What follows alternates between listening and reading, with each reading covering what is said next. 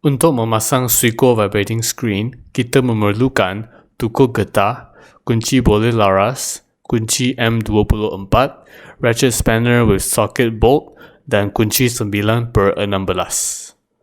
Pasang 60 inci filler ring pada atas lower table weldment. Dan pasang 8 inci table frame. Terdapat dua jenis center tie-down stud yang berlainan. Satu panjangnya 5 inci 3 hun dan satu lagi 7 inci 3 hun. Pasang center tie-down stud berpanjang 5 inci 3 hun atas table frame dan ikatkannya dengan hex jam nut. Selepas itu, pasang 30 mg mesh screen atas table frame. Sekarang, kita akan pasang center tie-down assembly untuk ikat mesh supaya mesh tidak bergerak. Center tie-down assembly mengandungi parts seperti cushion washer, tie-down washer, spring retainer dan jam nuts.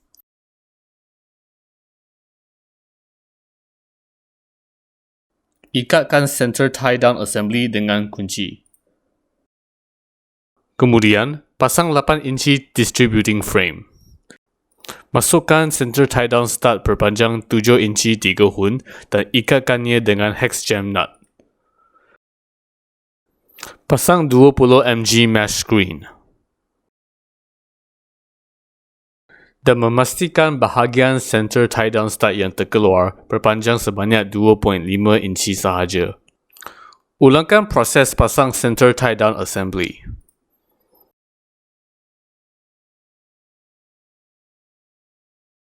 Pastikan jam nut tidak diikat terlalu ketat. Gambar yang ditampilkan sekarang menunjukkan mesh yang diikat dengan betul.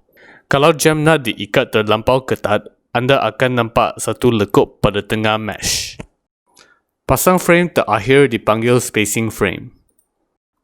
Selepas itu, pasang clamp ring bermula dengan table frame dulu dan kemudian distributing frame dan akhirnya spacing frame. Semasa pasang, masukkan clamp ring bolt dan washer sebelum ikatkan clamp ring nut.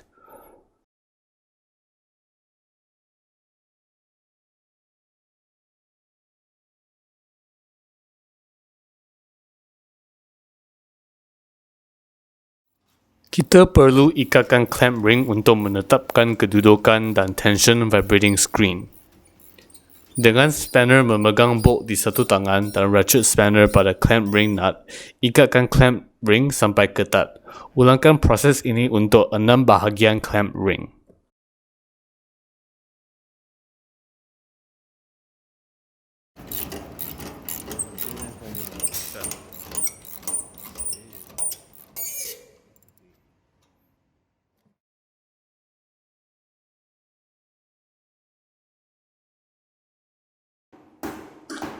Ketuk clamp ring dengan tukur getah supaya clamp ring boleh memegang frame dengan betul.